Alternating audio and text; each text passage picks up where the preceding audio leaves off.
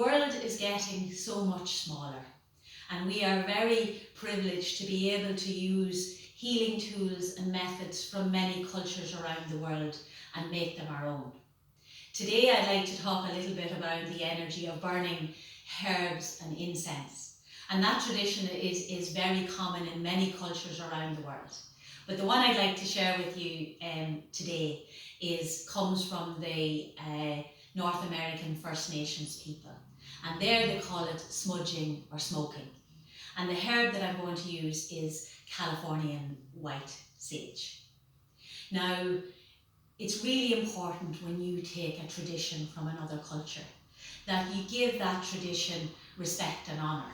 So you thank the elders that held the tradition of saging and smoking, and you thank the herb for the healing and cleansing aspect of its nature. And then you can make it your own. Now, I've been very fortunate to experience smudging many times, and in shamanic trainings and in various workshops. But the one that had the most profound effect on me was when my cousin's husband, Alex, did a smudging ceremony and in their float home in Vancouver. And whatever was about that day, the sage seemed to go so much deeper, and the effect lasted so much longer. And that is part of Alex's tradition, it's in his lineage. So maybe that was the element that allowed the impact of the ceremony to be so much stronger. Now, the best person to teach smudge is an elder. And many bands have their own traditions around and they collect certain herbs at certain times. And there's a big tradition around it. But the one that has travelled to us is Californian white sage. That's the one we know most, and sweetgrass.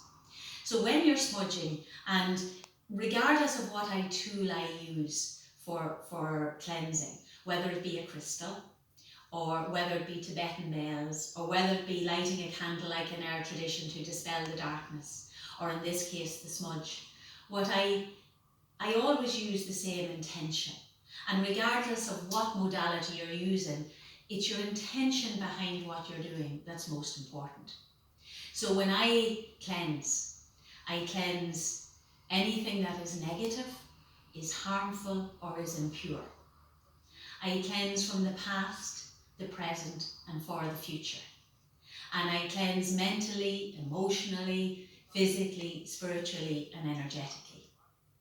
So when you use the smudge to cleanse your home, you light the sage, and I have some here that or best cases that I lit earlier, and you allow the smoke of the sage to go throughout your home. Now, how I've adapted this into my toolbox is that I would go to the front door and the back door, because if you think of that, that's where most energies travel in and out through your home. And you simply smudge. You let the smoke of the sage and the aroma of the sage go around the entrance to your home. And then you move into the different rooms. And if you think about it, the best way I can explain this is that if an argument has happened in a room, and the argument is over, but you walk in and you still feel as if there's something not quite right. So our homes hold old energies, old worries, old sadnesses, maybe old sicknesses that have been held in a room. Financial worries, stresses, whatever it might be. And the energy tends to stick into corners. So we always go to the four corners of each room. So when you go into the corner, you simply smudge into it. And your intention is to clear anything that is negative, is harmful, or is impure. And when you've done the four corners, you go above. So you're cleansing anything that is above. And then below, anything that is below. And then within. So each room you're cleansing the four corners, above, below, and within. And you go through each room of your home like that. And when you have that done, you open the doors and the windows, and you allow the air then and the sage to move everything out of your home. And then you notice the difference. And the other thing then that we do most often is we can smudge ourselves. or smoke ourselves, or sage ourselves, whatever word that comes to mind. Now today I'm using my feathers, and I've collected these for all over my sort of healing career, for want of a better word. And each one has importance, and it's a place I visited, or it has energy for me. So when I use the feathers, it has a very powerful impact then. But you can actually just use a smudge stick, and you simply light the smudge stick and you move it around. So it's the same idea, and you can move it around the person. So I've asked Rena if she would assist me so that I could demonstrate how we smudge a person. So Rena, if you would come in, that would be great. So the first thing, anybody that knows me, the first aspect that I will always work on is the heart. Because I believe that once you allow the heart in, then energy flows with grace and ease. So I smudge into the heart. So you're literally letting the energy smudge into the heart centre, cleansing and clearing and healing. And then we're working down the legs. And if you notice, many of us have very heavy legs at the moment. You know, things aren't moving the way they should. We feel a bit stuck with this current time. And then you're moving up into the heart centre, and that's your creative energy. You're smudging in anything that's blocking your creativity. And then up into your solar plexus, and that's where you hold your stress. So anything that's causing stress in the tummy area, you're just cleansing and smudging, cleansing, clearing and healing, mentally, emotionally, physically, spiritually and energetically. And you can notice that the smudge is rising up all the time. So it's going right now into the heart centre, allowing love in, to and through, love to flow to and through. And then up into the throat chakra. And the throat allows us to express anything that's blocking us speaking our truth or saying what we want to say. Cleansing that area, cleansing, clearing and healing. Remembering to cleanse the ears so that we hear. We hear what we're meant to hear, and we hear on all dimensions. And then you're working up into the third eye. And this area around the face, if you notice with smudging, we don't actually touch the body. In the Sufi tradition, when you use the feathers, you would actually touch the body with the feathers. But in smudging, we just work on the auric field, just allowing that energy to flow around Rena's aura, cleansing and clearing and healing. And then we're up into the crown chakra.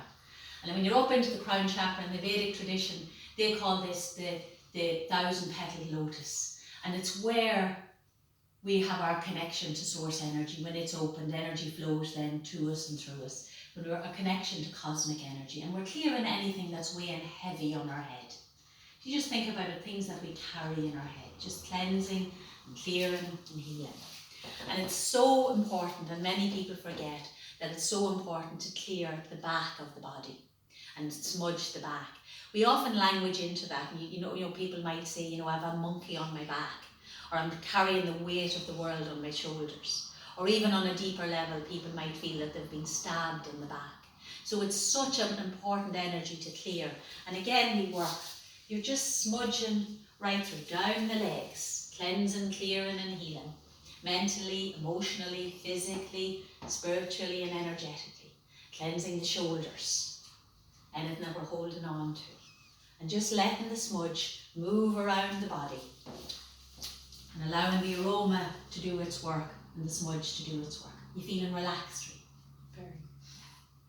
So now, when I went to collect my wand, my feathers, the rattle wanted to come too. Now this isn't exactly part of what I'm teaching this evening. The smudging is complete. We have done our work, and if you notice, it's such a beautiful thing to experience, but it's also a beautiful thing to receive.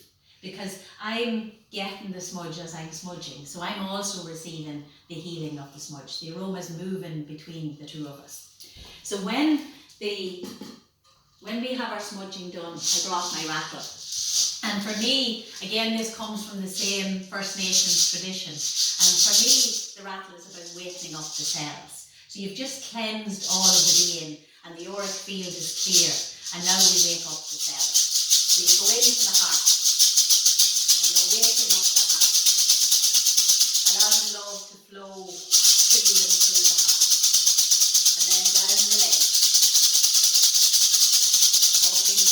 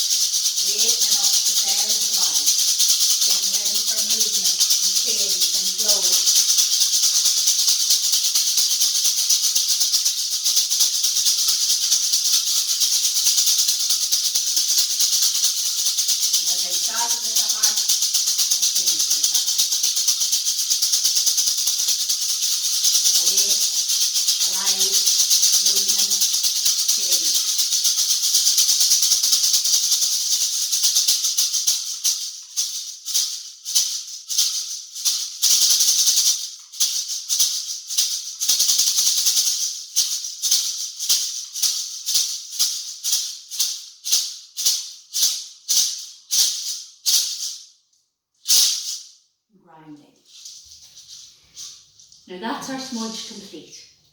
It's a really lovely thing to give and to experience. It's very easy for anybody to try.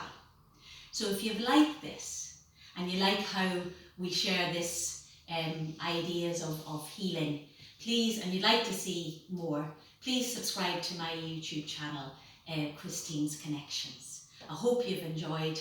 Namaste.